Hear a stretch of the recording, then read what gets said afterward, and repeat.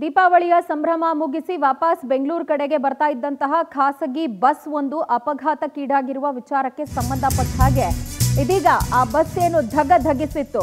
ಆಂಧ್ರದ ಕರ್ನೂಲ್ ಬಳಿ ಭೀಕರ ಅಪಘಾತ ಸಂಭವಿಸಿತ್ತು. ಇದರಲ್ಲಿ 20 ಮಂದಿ ಸಜೀವ ದಹನಗೊಂಡಿದ್ದಾರೆ. ಖಾಸಗಿ ಬಸ್ನಲ್ಲಿದ್ದ 20ಕ್ಕೂ ಹೆಚ್ಚು ಪ್ರಯಾಣಿಕರು ಸಜೀವ ದಹನ ಆಗಿರೋದು. ಚಿನ್ನಟೇಕೂರು ಗ್ರಾಮದ ಬಳಿ ಖಾಸಗಿ ಬಸ್ ಕಾವೇರಿ ಹೊತ್ತಿ ಉರಿದಿದೆ. ದೀಪಾವಳಿ ಹಬ್ಬವನ್ನ ಮುಗಿಸ್ಕೊಂಡು ವಾಪಸ್ ತಮ್ಮ ಕಾರ್ಯ ಸ್ಥಳಗಳಿಗೆ ಬರ್ತಾ ಇದ್ದಂತಹ ಜನ ಇವರೆಲ್ಲರೂ, ಅವರೆಲ್ಲರ ಕನಸುಗಳು ನುಚ್ಚು ನೂರಾಗಿದೆ. ತಾವು ಬರ್ತಾ ಇದ್ದಂಥ ಪ್ರಯಾಣ ಮಾಡ್ತಿದ್ದಂಥ ಬಸ್ಸೇ ಅವ್ರಿಗೆ ಮೃತ್ಯು ಸ್ವರೂಪ ಆಗುತ್ತೆ ಅನ್ನುವಂಥದ್ದು ಯಾರಿಗೂ ಗೊತ್ತೇ ಇರಲಿಲ್ಲ. ಆದರೆ ದುರಾದೃಷ್ಟವಶಾತ್ ಬಸ್ನಲ್ಲಿದ್ದಂತಹ 20 ಮಂದಿ ಪ್ರಯಾಣಿಕರು ಸಜೀವ ದಹನಗೊಂಡಿದ್ದಾರೆ ಅನ್ನುವ ಡೀಟೇಲ್ಸ್ ಲಭ್ಯ ಆಗ್ತಾ ಇದೆ. ಚಿನ್ನಟೇಕೂರು ಬಳಿ ಬಸ್ ಹೊತ್ತಿ ಉರಿದಿದೆ. ಒಂದು ಕಡೆ ಆಸ್ಪತ್ರೆಯ ದೃಶ್ಯ ಕೂಡ ನಮಗೆ ಲಭ್ಯ ಆಗ್ತಾ ಇದೆ. ಎಷ್ಟರ ಮಟ್ಟಿಗೆ ಬದುಕಿ ಬಂದಂಥವರ ಪರಿಸ್ಥಿತಿ ಇದೆ ಅನ್ನುವಂಥದ್ದನ್ನು, ಆ ಬೆಂಕಿಯ ತೀವ್ರತೆ ಕೆನ್ನಾಲಿಗೆಗೇನೆ ಆತಂಕಕ್ಕೆ ಈಡಾಗಿರ್ತಾರೆ, ಆಘಾತಕ್ಕೊಳಗಾಗಿರ್ತಾರೆ. ಅದ್ರ ಜೊತೆಯಲ್ಲಿ ಉಸಿರು ಕಟ್ಟುವ ವಾತಾವರಣ ಇರುತ್ತೆ, ಅಂಥ ಕತ್ಲು ಬೇರೆ ಇರುತ್ತೆ. ಅದೆಲ್ಲದರ ಮಧ್ಯೆಯೂ ಕೂಡ ಧೈರ್ಯ ಮಾಡಿ ತಮ್ಮ ಜೀವ ಉಳಿಸ್ಕೊಂಡಿದ್ದಾರಲ್ಲ, ಅದು ಬಹಳ ದೊಡ್ಡ ವಿಚಾರ. ನಿಜಕ್ಕೂ ಅದೃಷ್ಟ ಅವ್ರ ಪಾಲ್ಗಿತ್ತು ಅಂತಲೇ ಹೇಳಬೇಕು. ಆಂಧ್ರದ ಕರ್ನೂಲ್ ಬಳಿ ಬಸ್ಗೆ ಬೆಂಕಿ ಬಿದ್ದಿದ್ದು 10ಕ್ಕೂ ಹೆಚ್ಚು ಜನಕ್ಕೆ ಗಾಯ ಆಗಿದೆ. ಸೊ ಅವ್ರನ್ನ ಇಮಿಡಿಯೇಟ್ ಆಗಿ ಕರ್ನೂಲ್ ಜಿಲ್ಲಾ ಆಸ್ಪತ್ರೆಗೆ ದಾಖಲು ಮಾಡುವಂಥ ಕೆಲಸಗಳಾಯಿತು. ಆಸ್ಪತ್ರೆ ಸಿಬ್ಬಂದಿ ಕೂಡ ರಾತ್ರೋರಾತ್ರಿ ಅಲರ್ಟ್ ಆಗಿ ಬಂದಂಥವ್ರಿಗೆ ಚಿಕಿತ್ಸೆಯನ್ನು ಕೊಟ್ಟಿದ್ದಾರೆ.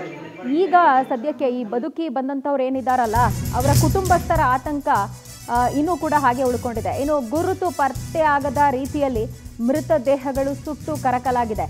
ಹೀಗಾಗಿ ಮೃತರ ಗುರುತನ್ನು ಪತ್ತೆ ಹಚ್ಚೋದಕ್ಕೆ DNA ಪರೀಕ್ಷೆ ಮಾಡೋಕೆ ನಿರ್ಧಾರ ಕೈಗೊಳ್ಳಲಾಗಿದೆ. ಘಟನಾ ಸ್ಥಳದಲ್ಲಿ FSL ಟೀಮ್ ಈಗಾಗಲೇ ಪರಿಶೀಲನೆಯನ್ನ ನಡೆಸ್ತಾ ಇದೆ. ಈ ರೀತಿ ದುರ್ಘಟನೆಗಳು ಸಂಭವಿಸ್ತು ಅಂತ ಹೇಳಿದ್ರೆ, ಅದರಲ್ಲೂ ಈ ಬೆಂಕಿ ಅವಘಡ ಸಂಭವಿಸ್ತು ಅಂತ ಹೇಳಿದ್ರೆ, ನಾವು ಫ್ಲೈಟ್ಗಳು ಆಕ್ಸಿಡೆಂಟ್ ಆದಾಗ ಸಾಮಾನ್ಯವಾಗಿ ಗಮನಿಸ್ತೀವಿ. ಹಾಗೆ ಈ ಥರ ಬೆಂಕಿ ಅವಘಡ ಸಂಭವಿಸಿದಾಗಲೂ ಕೂಡ ಆ ಮೃತದೇಹಗಳನ್ನು ಹೆಂಗೆ ಪತ್ತೆ ಮಾಡೋಕ್ಕಾಗತ್ತೆ? ಸಂಪೂರ್ಣವಾಗಿ ಬೆಂದು ಸುಟ್ಟು ಕರಕಲಾಗೋಗಿರುತ್ತೆ, ಯಾರ ಗುರುತೂ ಪತ್ತೆ ಆಗೋದಿಲ್ಲ. ಹಾಗಾಗಿನೇ ಈ DNA ಟೆಸ್ಟಿನ ಮೊರೆ ಹೋಗಿ ಅದರ ಬಳಿಕ DNA ವರದಿ ಬಂದ ಬಳಿಕ ಅವರ ಕುಟುಂಬಸ್ಥರು ಯಾರಿರ್ತಾರೆ, ವಾರಸ್ದಾರರು ಯಾರಿರ್ತಾರೆ, ಅವರಿಗೆ ಮೃತದೇಹವನ್ನು ಹಸ್ತಾಂತರ ಮಾಡುವಂಥ ಕೆಲಸ ಆಗುತ್ತೆ.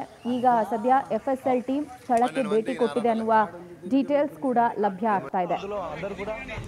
ಹೈದರಾಬಾದ್ನಿಂದ ಬೆಂಗಳೂರಿಗೆ ಬರ್ತಾ ಇದ್ದಂಥ ಬಸ್ಸು ಎಷ್ಟು ಮಟ್ಟಿಗೆ ಆಗಿದೆ ಅನ್ನುವಂಥದ್ದನ್ನು ನಾವು ಗಮನಿಸ್ತಾ ಇದ್ದೀವಿ. ಬಸ್ಸಿನ ಗುರುತೇ ಸಿಗಲ್ಲ, ಅಷ್ಟರ ಮಟ್ಟಿಗೆ ಆ ಬಸ್ಸೇ ಹೋಗಿದೆ ಅಂತ ಹೇಳಿದ್ರೆ ಅದರಲ್ಲಿದ್ದ ಪ್ರಯಾಣಿಕರ ಪರಿಸ್ಥಿತಿಯನ್ನು ಊಹೆ ಮಾಡ್ಕೊಳ್ಳೋದು ಕೂಡ ಕಷ್ಟ ಆಗುತ್ತೆ. ಆ ಬೆಂಕಿ ನಂದಿಸಿದ ಮೇಲೆ ಹೆಂಗಿದೆ ಬಸ್ಸು ಅಲ್ಲಿ ಅಂತ ಹೇಳಿ ಗಮನಿಸ್ತಾ ಇದ್ದೀವಿ. ಈ ತೀವ್ರತೆ ಏನಿದೆಯಲ್ಲ, ಅದನ್ನು ನೋಡಿದಾಗ್ಲೇ ಗೊತ್ತಾಗುತ್ತೆ ಆ ಪ್ರಯಾಣಿಕರ ಪರಿಸ್ಥಿತಿ ಹೆಂಗಿತ್ತು ಅಂತ ಹೇಳಿ ನಾವು ಇಮ್ಯಾಜಿನ್ ಮಾಡ್ಕೊಳ್ಬೇಕು. ಎಷ್ಟರ ಮಟ್ಟಿಗೆ ಆ ಮೃತಪಟ್ಟಂಥವರ ಕೊನೆ ಕ್ಷಣಗಳು ದುರಂತ ಆಯಿತು, ಅವ್ರು ಎಷ್ಟು ನೋವನ್ನು ಅನುಭವಿಸಿದ್ರು ಅನ್ನುವಂಥದ್ದನ್ನು ನಾವು ಊಹೆ ಕೂಡ ಮಾಡ್ಕೊಳ್ಬೋದು. ಲಿಟ್ರಲಿ ಎದೆ ಝಲ್ ಅನ್ನುವಂತಹ ದೃಶ್ಯಗಳಿವೆಲ್ಲವೂ ಕೂಡ. ಈಗ ಸದ್ಯಕ್ಕೆ ಯಾರು ಬಚಾವಾಗಿದ್ದಾರೆ, ಆ ಡೋರ್ ಕೂಡ ಜಾಮ್ ಆಗಿತ್ತಂತೆ. ಬೆಂಕಿ ಅವಘಡ ಸಂಭವಿಸ್ತು ಅಂತ ಹೇಳಿದಾಗ ಆಬ್ವಿಯಸ್ಲಿ ಡೋರ್ ಜಾಮ್ ಆಗುತ್ತೆ, ಸೊ ಅದನ್ನು ಓಪನ್ ಮಾಡೋದಕ್ಕಾಗೋದಿಲ್ಲ. ಗಾಜನ್ನು ಒಡೆದು ಎಮರ್ಜೆನ್ಸಿ ಎಕ್ಸಿಟ್ ಮೂಲಕ ಯಾರು ಬಂದು ತಮ್ಮ ಜೀವ ಉಳಿಸ್ಕೊಂಡಿದ್ದಾರೆ, ಆಸ್ಪತ್ರೆಯಲ್ಲಿ ಚಿಕಿತ್ಸೆ ಪಡೀತಿದ್ದಾರೆ, ಅವರ ಅನುಭವ ಅಥವಾ ಅವರಿಗೆ ಆ ಒಂದು ಕ್ಷಣದಲ್ಲಿ ಏನೇನಾಯಿತು ಅನ್ನೋದನ್ನು ಕೇಳಿಸ್ಕೊಂಡ್ರೇ ಎಂಥವ್ರಿಗೂ ಗಾಬರಿ ಆಗುವಂತಹ ವಿಚಾರಗಳು ಅವೆಲ್ಲವೂ ಕೂಡ. ಸದ್ಯ ಅವರ ಕುಟುಂಬಸ್ಥರಿಗೆ ಕಾಂಟ್ಯಾಕ್ಟ್ ಮಾಡಿಕೊಂಡು ನಾನು ಸೇಫ್ ಆಗಿದ್ದೀನಿ ಅನ್ನುವಂತಹ ವಿಚಾರವನ್ನು ತಿಳಿಸೋದು ಅಥವಾ ಬಂದು ಅವ್ರನ್ನ ಶುಶ್ರೂಷೆ ಆರೈಕೆ ಮಾಡೋ ವಿಚಾರಕ್ಕೆ ಸಂಬಂಧಪಟ್ಟಾಗೆ ಮಾತನಾಡೋದು, ಈ ರೀತಿಯ ಕಾನ್ವರ್ಸೇಷನ್ ಆ ಬದುಕಿ ಬಂದವ್ರ ಭಾಗದಲ್ಲಿ ನಡೀತಾ ಇದ್ದರೆ, ಮತ್ತೊಂದು ಕಡೆಯಲ್ಲಿ ಸಾವಿಗೀಡಾದವರಿದ್ದಾರಲ್ಲ ಅವರ ಗುರುತು ಪತ್ತೆ ಮಾಡೋದು ಸದ್ಯ ಕಷ್ಟ ಆಗ್ತಾ ಇದೆ. ಇನ್ನು ಈ ಕಾವೇರಿ ಬಸ್ನಲ್ಲಿ ಯಾರೆಲ್ಲ ಪ್ರಯಾಣವನ್ನು ಮಾಡ್ತಾ ಇದ್ರು ಆ ಪ್ರಯಾಣಿಕರ ಕುರಿತಾದಂತಹ ಎಕ್ಸ್ಕ್ಲೂಸಿವ್ ಮಾಹಿತಿ ನಿಮ್ಮ ಪವರ್ ಟಿವಿಗೆ ಲಭ್ಯ ಆಗಿದೆ. ಪವರ್ ಟಿವಿಯಲ್ಲಿ ಬಸ್ನ ಪ್ರಯಾಣಿಕರ ಸಂಪೂರ್ಣ ಮಾಹಿತಿ ಇದೆ. ಪ್ಯಾಸೆಂಜರ್ಗಳ ಹೆಸರನ್ನ ನಾವು ನಿಮ್ಮ ಮುಂದೆ ಇಡ್ತಾ ಹೋಗ್ತೀವಿ. ಅಶ್ವಿನ್ ರೆಡ್ಡಿ, ಹಾಗೆ ಧಾತ್ರಿ, ಪಂಕಜ್, ಯುವನ್ ಶಂಕರ್ ರಾಜ್, ಹಾಗೆ ತರುಣ್, ಆಕಾಶ್, ಗಿರಿರಾವ್, ಗುಣಸಾಯಿ, ರಮೇಶ್, ಇನ್ನು ರಮೇಶ್ ಆರ್ಘಾ ಬಂಡೋಪಾಧ್ಯಾಯ, ಹಾಗೆ ಜಯಂತ್ ಕುಶ್ವಾ, ಫಿಲೋಮಿನ್ ಬೇಬಿ, ಕಿಶೋರ್ ಕುಮಾರ್, ಕೀರ್ತಿ, ಅನುಷಾ, ಮೊಹಮ್ಮದ್ ಕಿಜರ್, ಕೆಂಗುವಾ ದೀಪಕ್, ಅಂದೋಜು ನವೀನ್ ಕುಮಾರ್, ಪ್ರಶಾಂತ್, ಸತ್ಯನಾರಾಯಣ್, ಮೇಘನಾ ಡಿಹೆಚ್, ವೇಣು ಗುಂಡಾ, ಚರಿತ್, ಚಂದನ್ ಮನ್ಗಾ, ಸಂಧ್ಯಾರಾಣಿ ಮನ್ಗಾ, ಗ್ಲೋರಿಯಾ ಎಲಾಸಾಮ್, ಸೂರ್ಯ, ಹರಿಕಾ, ಶ್ರೀಹರ್ಷ, ಶಿವ, ಶ್ರೀನಿವಾಸ್ ರೆಡ್ಡಿ, ಸುಬ್ರಹ್ಮಣ್ಯಂ, ಕೆ ಅಶೋಕ್, ಎಂಜಿ ರಾಮರೆಡ್ಡಿ, ಉಮಾಪತಿ, ಅಮೃತ್ ಕಿಮರ್, ವೇಣುಗೋಪಾಲ್ ರೆಡ್ಡಿ ಇಷ್ಟು ಜನ ಈ ಬಸ್ನಲ್ಲಿ ಪ್ರಯಾಣ ಮಾಡ್ತಿದ್ರು ಅನ್ನೋ ಮಾಹಿತಿ ಪವರ್ ಟಿವಿಗೆ ಲಭ್ಯ ಆಗಿದೆ. ಆ್ಯಂಡ್ ಮೋಸ್ಟ್ ಇಂಪಾರ್ಟೆಂಟ್ಲಿ ಪ್ರಯಾಣಿಕರ ಪೈಕಿ ಬಹುತೇಕರು ಅಂದರೆ ಹೈದರಾಬಾದ್ನಿಂದ ಬರ್ತಾ ಇದ್ದವ್ರು ಇವರೆಲ್ಲರೂ ಕೂಡ ಬಹುತೇಕರು ಚಂದಾಪುರ ಮತ್ತು ಅತ್ತಿಬೆಲೆಗೆ ಬರ್ತಾ ಇದ್ರು ಅನ್ನುವಂತಹ ಮಾಹಿತಿ ಲಭ್ಯ ಆಗ್ತಾ ಇದೆ. ನೋಡಿ, ಪ್ಯಾಸೆಂಜರ್ ಲಿಸ್ಟನ್ನ ನಾವು ಗಮನಿಸ್ತಾ ಇದ್ದೀವಿ ಪವರ್ ಟಿವಿಯ ಸ್ಕ್ರೀನ್ ಮೇಲೆ. ಕಾವೇರಿ ಟ್ರಾವೆಲ್ಸ್ನಲ್ಲಿ ಇವರೆಲ್ಲರೂ ಕೂಡ ಪ್ರಯಾಣವನ್ನು ಮಾಡ್ತಾ ಇದ್ರು. ಇದರಲ್ಲಿ ಎಷ್ಟು ಜನ ಬದುಕಿದ್ದಾರೆ, ಎಷ್ಟು ಜನ ದುರ್ಮರಣಕ್ಕೀಡಾಗಿದ್ದಾರೆ, ಆ ಕುರಿತಾದಂಥ ಮಾಹಿತಿ ಇನ್ನಷ್ಟೇ ಲಭ್ಯ ಆಗಬೇಕಾಗತ್ತೆ. ಈ ಬಗ್ಗೆ ಡೀಟೇಲ್ಸ್ ಕೊಡ್ತಾರೆ ನಮ್ಮ ಪ್ರತಿನಿಧಿ ವೆಂಕಟೇಶ್, ನಮ್ಮೊಂದಿಗೆ ಲೈವ್ನಲ್ಲಿ ಜಾಯ್ನ್ ಆಗ್ತಿದ್ದಾರೆ. ವೆಂಕಟೇಶ್, ಲಿಟ್ರಲಿ ಆ ಪ್ರಯಾಣಿಕರ ಲಿಸ್ಟನ್ನು ನೋಡಿದಂಥ ಸಂದರ್ಭದಲ್ಲೇ ಗೊತ್ತಾಗುತ್ತೆ ಎಲ್ಲರೂ ಆಲ್ಮೋಸ್ಟ್ ಆಂಧ್ರ ಪ್ರದೇಶಕ್ಕೆ ಆ ಮೂಲದವರೇನೆ, ಬದುಕು ಕಟ್ಕೊಳ್ಬೇಕಂತ ಬೆಂಗಳೂರಿಗೆ ಹೊರಟಿದ್ದವರು ವಿಧಿ ಆಟಕ್ಕೆ ಅನೇಕ ಮಂದಿ ಬಲಿಯಾಗಿದ್ದಾರೆ. ಸೊ ಈಗ ಈ ಪ್ಯಾಸೆಂಜರ್ ಲಿಸ್ಟ್ನಲ್ಲಿ ಇರುವಂಥವ್ರನ್ನ ಐಡೆಂಟಿಫೈ ಮಾಡಿ ಅವರ ಕುಟುಂಬಸ್ಥರಿಗೆ ಮಾಹಿತಿ ಕೊಡುವಂಥ ಕೆಲಸಗಳು ಹೆಂಗಾಗ್ತಾ ಇದೆ? ಪ್ರಜ್ವಲ, ಈಗ ಸದ್ಯ ಈ ಒಂದು ಪ್ಯಾಸೆಂಜರ್ ಲಿಸ್ಟ್ನಲ್ಲಿರುವಂಥ ಕಾಂಟ್ಯಾಕ್ಟ್ ನಂಬರ್ಗಳನ್ನು ಒಂದು ಚೆಕ್ ಮಾಡಿದಂಥ ವೇಳೆಯಲ್ಲಿ ಕೆಲವು ಸ್ವಿಚ್ ಆಫ್ ಆಗಿರುವಂಥದ್ದು, ಕೆಲವು ನಾಟ್ ರೀಚಬಲ್ ಆಗಿದೆ, ಕೆಲವೊಂದಷ್ಟು ಜನ ರಿಂಗ್ ಆಗ್ತಾ ಇದ್ರೆ ಅದರಲ್ಲಿ ಬದುಕುಳಿದಿರುವವರ ಸಂಖ್ಯೆ ಇರಬಹುದು ಅನ್ನುವಂತಹ ಅನುಮಾನಗಳು ಕೂಡ ಕಾಡ್ತಾ ಇದೆ. ಯಾಕಂದರೆ ಆಲ್ಟರ್ನೇಟಿವ್ ನಂಬರ್ಗಳನ್ನು ಏನು ಅಷ್ಟಾಗಿ ಪಡೆದುಕೊಂಡಿರಲ್ಲ, ಕೆಲವೊಂದಷ್ಟು ಜನ ಎಮರ್ಜೆನ್ಸಿ ಸಂದರ್ಭದಲ್ಲಿ ನಂಬರ್ ಇರುತ್ತೆ, ಅದನ್ನು ಪತ್ತೆ ಹಚ್ಚುವಂಥ ಕೆಲಸಕ್ಕೂ ಕೂಡ ಒಂದು ಕಡೆ ಸಾಕ್ತಾ ಇದ್ದಾರೆ. ಮತ್ತೊಂದು ಕಡೆ ಈ ಮೃತಪಟ್ಟಿರುವಂಥವ್ರು ಏನಿದ್ದಾರೆ ಆ ಮೃತದೇಹಗಳನ್ನು ಪತ್ತೆ ಹಚ್ಚೋದು ಮತ್ತೊಂದು ಸವಾಲಿನ ಕೆಲಸ ಆಗುತ್ತೆ. ಯಾಕಂದರೆ ಒಂದು DNA ಟೆಸ್ಟ್ ಆಗಬೇಕಾಗುತ್ತೆ, ಅದರಲ್ಲಿ ವರದಿ ಬಂದ ನಂತರ ಏನು ಒಂದು ಸೀಟ್ ನಂಬರಲ್ಲಿ ಕೂತಿರ್ತಕ್ಕಂತಹ ಇರ್ತಾರೆ, ಸೊ ಆ ಆಧಾರದ ಮೇಲೆ ಅವರಿಗೆ ಒಂದು ಮೃತದೇಹಗಳನ್ನು ಹಸ್ತಾಂತರ ಮಾಡುವ ಕೆಲಸವನ್ನು ಕೂಡ ಮಾಡ್ತಾರೆ. ಮತ್ತೆ ಈ ಗಾಯಾಳುಗಳು ಏನಿದ್ದಾರೆ ಆಸ್ಪತ್ರೆಯಲ್ಲಿ ಚಿಕಿತ್ಸೆಯನ್ನು ಪಡ್ಕೊಳ್ತಾ ಇದ್ದಾರೆ. ಈ ದುರ್ಘಟನೆ ಬಗ್ಗೆ ಕಣ್ಣಾರೆ ಕಂಡಂತವರು ಪ್ರತ್ಯಕ್ಷವಾಗಿ ನೋಡಿದ್ದಾರೆ. ಅವರು ಸಾವಿನ ಕ್ಷಣಗಳನ್ನು ಕೂಡ ಎದುರಿಸಿ ಅದೃಷ್ಟವಶಾತ್ ಅವರು ಬದುಕಿ ಬಂದಿರುವಂತಹದ್ದು. ಕೆಲವೊಂದಷ್ಟು ಜನ ಅದೇ ಕುಟುಂಬದಲ್ಲಿ ಒಬ್ಬ ವ್ಯಕ್ತಿಯ 8 ಜನ ಪ್ರಯಾಣ ಮಾಡ್ತಾ ಇದ್ರು, ಅದರಲ್ಲಿ 4 ಜನ ಉಳಿದಿರುವಂಥದ್ದು, ಇನ್ನು 4 ಜನ ಬಸ್ನಲ್ಲೇ ಸಿಲುಕೊಂಡಿದ್ದಾರೆ ಅಂತ ಕೂಡ ಗಾಯಾಳು ಹೇಳ್ತಿದ್ದ. ಸೊ ಈ ಘಟನೆಗೆ ಪ್ರಮುಖ ಕಾರಣ ಅಂತ ಹೇಳಿದ್ರೆ ಒಂದು ದ್ವಿಚಕ್ರ ವಾಹನ ಬಸ್ಗೆ ಡಿಕ್ಕಿ ಹೊಡೆದಿದೆ. ಡಿಕ್ಕಿ ಹೊಡೆದ ನಂತರ ಒಂದು ಬಸ್ನ ಕೆಳಗಡೆ ಅದು 2 ವೀಲರ್ ಬಂದಂತ ವೇಳೆಯಲ್ಲಿ ಫ್ಯೂಯಲ್ ಟ್ಯಾಂಕ್ ಏನಿದೆ ಅಲ್ಲಿಗೆ ಸ್ಪಾರ್ಕ್ ಆಗಿರೋದ್ರಿಂದಾಗಿ ಹೊಗೆ ಅಂಟ್ಕೊಂಡಿರುವಂಥದ್ದು, ಬೆಂಕಿ ಕಾಣಿಸ್ಕೊಂಡು ಕ್ಷಣಾರ್ಧದಲ್ಲೇ ಬೆಂಕಿ ಕೂಡ ಹೊತ್ಕೊಂಡಿದೆ. ಇನ್ನು ಅಪಘಾತ ಆದಂತಹ ಸಂದರ್ಭದಲ್ಲಿ ಬೈಕ್ ಕೆಳಗಡೆ ಹೋಗಿರುವಂಥದ್ದು ಡ್ರೈವರ್ನ ಗಮನಕ್ಕೂ ಕೂಡ ಬಂದಿಲ್ಲ. ಆತ ಸುಮಾರು ಒಂದು 100 ಮೀಟರ್ಗಳ ಅಂತರದಲ್ಲಿ ಬಸ್ಸನ್ನ ಚಾಲನೆ ಮಾಡ್ಕೊಂಡು ಹೋಗಿದ್ದಾನೆ ಅಂತ ಹೇಳಿ ಇನ್ಸಿಡೆಂಟ್ ಆಗ್ತಿದ್ದಂತೆ ಕೂಡ ಒಬ್ಬ ಡ್ರೈವರ್ನ ಪೊಲೀಸರು ವಶಕ್ಕೆ ಪಡೆದಿದ್ರೆ, ಮತ್ತೊಬ್ಬ ಮೈನ್ ಡ್ರೈವರ್ ಏನಿದ್ದಾನೆ ಆತ ಎಸ್ಕೇಪ್ ಆಗಿದ್ದಾನೆ ಅಂತ ಹೇಳಿ ಕೂಡ ಗೊತ್ತಾಗ್ತಾ ಇದೆ. ಸೊ ಆತನನ್ನ ವಿಚಾರಣೆ ಮಾಡುವಂತ ಕೆಲಸವನ್ನು ಕೂಡ ಮಾಡ್ತಾ ಇದ್ದಾರೆ. ಅಂದ್ರೆ ದ್ವಿಚಕ್ರ ವಾಹನ ಸವಾರ ಯಾವ ಭಾಗದಿಂದ ಬರ್ತಿದ್ದ, ಹೇಗೆ ಆಕ್ಸಿಡೆಂಟ್ ಆಯ್ತು ಅನ್ನೋದ್ರ ಬಗ್ಗೆ ಮಾಹಿತಿಯನ್ನು ಪಡ್ಕೊಳ್ತಾರೆ. ಇನ್ನು ಗಾಯಾಳುಗಳು ಹೇಳುವ ಪ್ರಕಾರವಾಗಿ ಸೊ ಅಲ್ಲಿ ಆಕ್ಸಿಡೆಂಟ್ ಆದಂತಹ ವೇಳೆಯಲ್ಲಿ ಜೋರಾದ ಶಬ್ದ ಬಂತು, ಹೊಗೆ ಕಾಣಿಸ್ಕೊಳ್ತು, ಆದ್ರೆ ಬೆಂಕಿ ಇದ್ದಕ್ಕಿದ್ದಂಗೆ ಅಂಟ್ಕೊಳ್ಳೋದ್ರಿಂದಾಗಿ ಹೆಚ್ಚಿನ ಪ್ರಮಾಣದಲ್ಲಿ ಕಾಣಿಸ್ಕೊಳ್ತು. ಬಸ್ನ ಒಳಗಡೆ ಹೊಗೆ ಎಲ್ಲ ಕಾಣಿಸ್ಕೊಂಡಿದ್ರಿಂದಾಗಿ ಯಾವ ರೀತಿಯಾಗಿ ಹೊರಗಡೆ ಬರ್ಬೇಕನ್ನೋದು ಕೂಡ ಗೊತ್ತಾಗ್ಲಿಲ್ಲ. ಹಾಗೆ ಬಸ್ನ ಗ್ಲಾಸ್ ಮತ್ತೆ ಎಮರ್ಜೆನ್ಸಿ ವಿಂಡೋಗಳನ್ನ ಬ್ರೇಕ್ ಮಾಡಿ ಹೊರಗಡೆ ಬರಬೇಕಾಯ್ತು ಅಂತ ಹೇಳ್ತಾ ಇರುವಂತದ್ದು. ಇನ್ನು ಮೃತಪಟ್ಟವಂತವರ ಬಗ್ಗೆ ಕೂಡ ಮಾಹಿತಿಗಳನ್ನ ಕಲೆ ಆಗ್ತಾ ಇದ್ದಾರೆ. ಗಾಯಾಳುಗಳಿಗೆ ಚಿಕಿತ್ಸೆಯನ್ನು ಕೊಡುವಂತ ಕೆಲಸಗಳು ಕೂಡ ಆಗ್ತಾ ಇದೆ. ಮತ್ತೊಂದು ಕಡೆ ಅಪಘಾತಕ್ಕೆ ಏನ್ ರೀಸನ್ ಅನ್ನೋದು ಪ್ರಾಥಮಿಕವಾಗಿ ತಿಳಿದು ಬಂದಿರುವಂತದ್ದು. ಸದ್ಯ ಅವರ ಕುಟುಂಬಸ್ಥರನ್ನ ಈಗ ಪತ್ತೆ ಹಚ್ಚೋದು, ಕಾಂಟ್ಯಾಕ್ಟ್ ಮಾಡುವಂತ ಕೆಲಸಕ್ಕೂ ಕೂಡ ಒಂದು ತಂಡ ಮುಂದಾಗಿರುವಂತಹದ್ದು. ಪ್ರಜ್ವಲ, ವೆಂಕಟೇಶ್, ಈಗ ಸದ್ಯ ಆಸ್ಪತ್ರೆಯಲ್ಲಿ ಚಿಕಿತ್ಸೆ ಪಡಿತಾ ಇರುವಂತಹವರ ಪರಿಸ್ಥಿತಿ ಹೆಂಗಿದೆ, ಜೊತೆಗೆ ಅವರು ತಮ್ಮ ಕುಟುಂಬಸ್ಥರನ್ನ ಕಾಂಟ್ಯಾಕ್ಟ್ ಮಾಡುವಲ್ಲಿ ಏನಾದರೂ ಸಫಲವಾಗಿದ್ದಾರಾ, ಆ ಕುರಿತ ಡೀಟೇಲ್ಸ್ ಲಭ್ಯ ಆಗುತ್ತಾ? ಪ್ರಜ್ವಲ್, ಈಗಾಗಲೇ ಗಾಯಾಳುಗಳು ಏನಿದ್ದಾರೆ ಈಗಾಗಲೇ ಈ ಒಂದು ಸುದ್ದಿಯನ್ನ ನೋಡಿದಂತ ಸಂದರ್ಭದಲ್ಲಿ ಅವರ ಒಂದು ಕುಟುಂಬಸ್ಥರು ಕೂಡ ಸಹಜವಾಗಿಯೂ ಕೂಡ ಆತಂಕಕ್ಕೆ ಈಡಾಗಿರ್ತಾರೆ. ಯಾಕಂದ್ರೆ ಬಸ್ಸನ್ನ ಬುಕ್ ಮಾಡ್ಕೊಂಡು ಬರುವಂತ ಸಂದರ್ಭದಲ್ಲಿ ಅವರಿಗೂ ಕೂಡ ಹೇಳಿರ್ತಾರೆ, ಇಂಥ ಬಸ್ಸಲ್ಲಿ ಬರ್ತಿದ್ದೀನಿ, ಇಷ್ಟೊತ್ತಿಗೆ ಮನೆಗೆ ರೀಚ್ ಆಗ್ತೀವಿ ಅಂತ ಕೂಡ ಹೇಳಿರ್ತಾರೆ. ಅದರಂತೆ ಬೆಳಗ್ಗೆ ಈ ಒಂದು ಸುದ್ದಿ ಕೇಳಿ ಅವರಿಗೂ ಕೂಡ ಆಘಾತ ಆಗಿರುತ್ತೆ.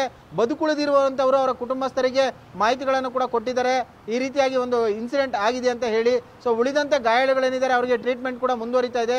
ಅದರಲ್ಲಿ 2 ಮಕ್ಕಳು ಸೇರಿದಂತೆ ಸುಮಾರು 40 ಜನ ಪ್ರಯಾಣ ಮಾಡ್ತಾ ಇದ್ರು ಅಂತ ಹೇಳಿ ತಿಳಿದು ಬಂದಿದೆ. ಗಾಯಾಳುಗಳಿಗೆ ಕೆಲವೊಂದಷ್ಟು ಜನರಿಗೆ ಗಂಭೀರವಾದಂತ ಗಾಯಗಳಾಗಿದ್ರೆ, ಕೆಲವರು ಸಣ್ಣ ಪುಟ್ಟ ಗಾಯಗಳಾಗಿದ್ದು ಕ್ಯಾಶುಯಾಲಿಟಿಯಲ್ಲಿ ಅವರು ಟ್ರೀಟ್ಮೆಂಟ್ ಅನ್ನ ಪಡೆದುಕೊಳ್ತಾ ಇದ್ದಾರೆ. ಅವ್ರಿಗೆ ಯಾವುದೇ ರೀತಿಯಾದಂತ ತೊಂದರೆ ಇಲ್ಲ ಅಂತ ಹೇಳಿ ಈಗ ಗೊತ್ತಾಗ್ತಾ ಇರುವಂತದ್ದು. ಪ್ರಜ್ವಲ, ಓಕೆ ವೆಂಕಟೇಶ್, ಹಾಗೆ ಹೋಲ್ಡ್ ಅಲ್ಲಿ ನಿಮ್ಮಿಂದ ಮತ್ತಷ್ಟು ಡೀಟೇಲ್ಸ್ ಪಡ್ಕೊಳ್ತೀನಿ. ಪವರ್ ಟಿವಿಯಲ್ಲಿ ಮತ್ತೊಂದು ಬಿಗ್ ಎಕ್ಸ್ಕ್ಲೂಸಿವ್ ಸ್ಟೋರಿ ಇದೇ ಬಸ್ ಅವಘಡಕ್ಕೆ ಸಂಬಂಧಪಟ್ಟಂತೆ ಲಭ್ಯ ಆಗ್ತಾ ಇದೆ. ಸುಟ್ಟು ಕರಕಲಾಗಿರುವ ಕಾವೇರಿ ಬಸ್ನ ಎಫ್ಸಿನೇ ಮುಗಿದು ಹೋಗ್ಬಿಟ್ಟಿದೆ. 31ನೇ ತಾರೀಕು 3ನೇ ತಿಂಗಳು 2025ಕ್ಕೇನೆ ಬಸ್ಸಿನ ಫಿಟ್ನೆಸ್ ಸರ್ಟಿಫಿಕೇಟ್ ಅವಧಿ ಮುಗಿದೋಗಿದೆ. ಇದರ ಜೊತೆಗೆ ಬಸ್ಸಿನ ಇನ್ಶೂರೆನ್ಸ್ ವ್ಯಾಲಿಡಿಟಿ ಕೂಡ ಮುಗಿದು 5 ತಿಂಗಳು ಕಳೆದು ಹೋಗಿದೆ. ಟ್ಯಾಕ್ಸ್ ವ್ಯಾಲಿಡಿಟಿ, ಪೊಲ್ಯೂಷನ್ ವ್ಯಾಲಿಡಿಟಿ ಎಲ್ಲ ಮುಗಿದು 5 ತಿಂಗಳು ಕಳೆದೋಗಿದೆ. ಫಿಟ್ನೆಸ್ ಇಲ್ಲದೇನೆ ಕಳೆದ 7 ತಿಂಗಳಿನಿಂದ ಈ ಕಾವೇರಿ ಬಸ್ಸನ್ನು ಓಡಿಸಲಾಗ್ತಿತ್ತು ಅನ್ನುವಂತಹ ಆಘಾತಕಾರಿ ವಿಚಾರ ಸದ್ಯ ಬೆಳಕಿಗೆ ಬರ್ತಾ ಇದೆ. ನಾವು ಪ್ರೀವಿಯಸ್ ಬುಲೆಟಿನಲ್ಲಿ ಕೂಡ ನಾನು ಮೆನ್ಷನ್ ಮಾಡ್ತಾ ಇದ್ದೆ, ಈ ಖಾಸಗಿ ಬಸ್ಗಳನ್ನು ಅವಲಂಬಿಸುವುದು ಎಷ್ಟರ ಮಟ್ಟಿಗೆ ಸೇಫು ಅನ್ನುವಂಥ ಪ್ರಶ್ನೆ ಪ್ರತಿ ಬಾರಿ ಕೂಡ ಎದುರಾಗುತ್ತೆ ಅಂತ.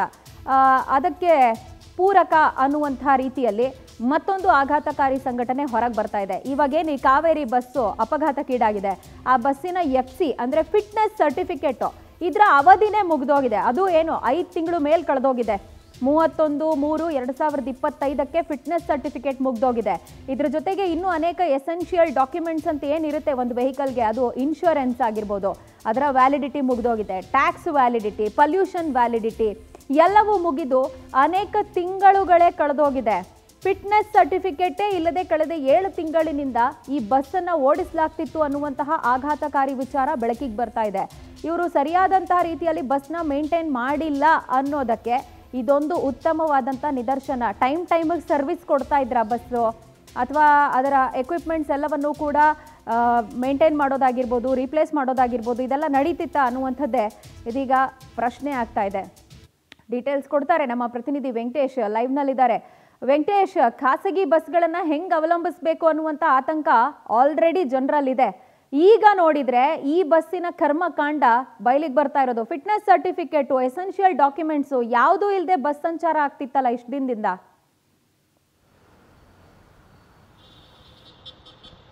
ಪ್ರಜ್ವಲ, ಯಾವುದೇ ಒಂದು ವಾಹನ ಕೂಡ ರಸ್ತೆ ಮೇಲೆ ಓಡಾಡಬೇಕಂದ್ರೆ ಅದಕ್ಕೆ ಒಂದು ಫಿಟ್ನೆಸ್ ಸರ್ಟಿಫಿಕೇಟ್ ಅಂತ ಕೊಡ್ತಾರೆ. ಶೋರೂಮಿಂದ ಬಂದಂಥ ವೇಳೆಯಲ್ಲಿ ಇಂತಿಷ್ಟು ವರ್ಷಗಳ ಕಾಲ ಈ ಒಂದು ಗಾಡಿ ಅಥವಾ ಬಸ್ ಆಗಿರ್ಬೋದು, ಯಾವುದೇ ಒಂದು ವೆಹಿಕಲ್ ಆಗಿರ್ಬೋದು, ಅದು ರಸ್ತೆ ಮೇಲೆ ಓಡಾಡೋದಕ್ಕೆ ಫಿಟ್ ಅಂತೇಳಿ ಒಂದು ಸರ್ಟಿಫಿಕೇಟ್ ಅನ್ನು ಕೊಟ್ಟಿರ್ತಾರೆ. ಅದರ ವ್ಯಾಲಿಡಿಟಿ ಆದ ಮೇಲೆ ಸೊ ಆ ಬಸ್ ರಸ್ತೆಯಲ್ಲಿ ಓಡಾಡೋದಕ್ಕೆ ಓಕೆ ಯೋಗ್ಯವಾಗಿದೆ ಅಂತ ಹೇಳಿ RTO ಅಧಿಕಾರಿಗಳಿಂದ ಒಂದು ಸರ್ಟಿಫಿಕೇಟ್ ಅನ್ನು ಪಡೆದುಕೊಳ್ಬೇಕು. ಅದನ್ನು ಫಿಟ್ನೆಸ್ ಸರ್ಟಿಫಿಕೇಟ್ ಅಂತ ಹೇಳಿ ಕೂಡ ಕರೀತಾರೆ. ಆದರೆ ಈ ಒಂದು ಅಪಘಾತಕ್ಕೆ ಈಡಾಗಿರುವಂತಹ ಬಸ್ಗೆ ಈ ಒಂದು ಫಿಟ್ನೆಸ್ ಸರ್ಟಿಫಿಕೇಟ್ ಎಕ್ಸ್ಪೈರ್ಡ್ ಆಗಿ ಸುಮಾರು ತಿಂಗಳುಗಳೇ ಕಳೆದಿದೆ ಅಂತ ಹೇಳಿ ಗೊತ್ತಾಗ್ತಾ ಇದೆ. ಇನ್ನು ಇನ್ಶೂರೆನ್ಸ್ ಕೂಡ ಇಲ್ಲದೆ ಇರುವಂತಹದ್ದನ್ನ ಇಲ್ಲಿ ಗಮನಿಸಬೇಕಾಗುತ್ತೆ. RTO ಅಧಿಕಾರಿಗಳು ಈ 2 ವೀಲರ್ಗಳಾಗಿರ್ಬೋದು, ಕಾರ್ಗಳಾಗಿರ್ಬೋದು, ಈ ರೀತಿಯಾದಂತಹ ವೆಹಿಕಲ್ಗಳನ್ನ ಅಡ್ಡ ಹಾಕಿ ಎಲ್ಲ ಚೆಕ್ ಮಾಡ್ತಾರೆ. ಅದಿಲ್ಲ ಅಂತ ವೇಳೆಯಲ್ಲಿ ಫೈನ್ ಹಾಕುವಂತ ಕೆಲಸವನ್ನ ಮಾಡ್ತಾ ಇರ್ತಾರೆ. ಆದ್ರೆ ಈ ರೀತಿಯಾದಂತಹ ಖಾಸಗಿ ಬಸ್ಗಳನ್ನ ಎಷ್ಟರ ಮಟ್ಟಿಗೆ ಪರಿಶೀಲನೆ ಮಾಡ್ತಾ ಇದ್ದಾರೆ ಅನ್ನೋದಕ್ಕೆ ಇದೊಂದು ನಿದರ್ಶನ ಅಂತಾನೆ ಹೇಳ್ಬೋದು. ಆದ್ರೂ ಇದು ಬೇರೆ ರಾಜ್ಯದ ಒಂದು ವಾಹನ ಕೂಡ ಆಗಿರುವಂತದ್ದು. ಅಂದ್ರೆ DD ಅಂತ ಏನು ಡೆಹ್ರಾಡೂನ್ ರಾಜ್ಯದ ಒಂದು ಬಸ್ ಅಂತ ಹೇಳಿ ಗೊತ್ತಾಗ್ತಾ ಇದೆ. ಅದನ್ನ ಕೆಲವೊಂದಷ್ಟು ಜನ ಬೇರೆ ರಾಜ್ಯಗಳಿಂದ ವೆಹಿಕಲ್ಗಳನ್ನ ತಂದು ಇಲ್ಲಿನ ಒಂದು ರಿಜಿಸ್ಟ್ರೇಷನ್ ಅನ್ನು ಮಾಡಿಕೊಂಡು ಟ್ಯಾಕ್ಸ್ ಅನ್ನ ಕಟ್ಟಿ ಇಲ್ಲಿ ವೆಹಿಕಲ್ಗಳನ್ನ ಓಡಿಸ್ತಾರೆ. ಅದು ಫಿಟ್ನೆಸ್ ಸರ್ಟಿಫಿಕೇಟ್ ಇರ್ಬೋದು, ಇನ್ಶೂರೆನ್ಸ್ ಇರ್ಬೋದು, ಕೆಲವೊಂದು ಸರ್ಟಿಫಿಕೇಟ್, ಎಮಿಷನ್ ಟೆಸ್ಟ್ ಇರ್ಬೋದು, ಇದು ಯಾವುದನ್ನು ಕೂಡ ಮಾಡಿಸದೆ ಗಾಳಿಗೆ ತೂರಿಯೇ ತಮಗೆ ಇಷ್ಟ ಬಂದ ರೀತಿಯಲ್ಲಿ ಮಾಡ್ತಾ ಇರುವಂತದ್ದು ಕೂಡ ಗೊತ್ತಾಗ್ತಾ ಇದೆ. ಆದ್ರೆ RTO ಅಧಿಕಾರಿಗಳಿಗೆ ಇದು ಯಾವುದು ಕೂಡ ಗೊತ್ತಾಗ್ತಾ ಇಲ್ವಾ? ಅಂದ್ರೆ ಆಲ್ ಇಂಡಿಯಾ ಪರ್ಮಿಟ್ ಅನ್ನ ಕಟ್ಟಿರ್ತಾರೆ. ದೇಶದ ಬೇರೆ ಬೇರೆ ರಾಜ್ಯಗಳಿಗೂ ಹೋದಂತ ವೇಳೆಯಲ್ಲಿ ಸೊ ಅಲ್ಲಿ ಎಲ್ಲ ಪರೀಕ್ಷೆ ಮಾಡಬೇಕಾಗುತ್ತೆ RTO ಅಧಿಕಾರಿಗಳು. ಆದ್ರೆ ಇದು ಯಾವುದನ್ನು ಮಾಡದೇ ಇರೋದನ್ನ ನೋಡ್ತಾ ಇದ್ರೆ RTO ಅಧಿಕಾರಿಗಳು ಇದರಲ್ಲಿ ದೊಡ್ಡ ಮಾಫಿಯಾ ಮಾಡ್ತಾ ಇದ್ದಾರೆ ಅನ್ನುವಂಥ ಪ್ರಶ್ನೆ ಕೂಡ ಕಾಡೋದು ಸಹಜ. ಯಾಕಂದ್ರೆ ಪ್ರತಿನಿತ್ಯ ಕೂಡ ಸಾವಿರಾರು ಖಾಸಗಿ ಬಸ್ಗಳು, ಅದರಲ್ಲೂ ಲಕ್ಸುರಿಯಸ್ ಬಸ್ಗಳು ಕೂಡ ಓಡಾಡುತ್ತೆ. ಅದ್ಯಾವುದನ್ನು ಕೂಡ ಪರೀಕ್ಷೆ ಮಾಡಲ್ವಾ ಅನ್ನುವಂಥ ಪ್ರಶ್ನೆ ಕಾಡೋದು ಸಹಜ. ಸದ್ಯ ಈ ಒಂದು ದುರ್ಘಟನೆಗೆ ಈ ಒಂದು ಕಾರಣ ಅಂತ ಹೇಳಿದ್ರು ಕೂಡ ತಪ್ಪಾಗಲಾರದು. ಪ್ರಜ್ವಲ. ರೈಟ್ ವೆಂಕಟೇಶ್, ಥ್ಯಾಂಕ್ ಯು ತಮ್ಮೆಲ್ಲ ಡೀಟೇಲ್ಸ್ಗೆ.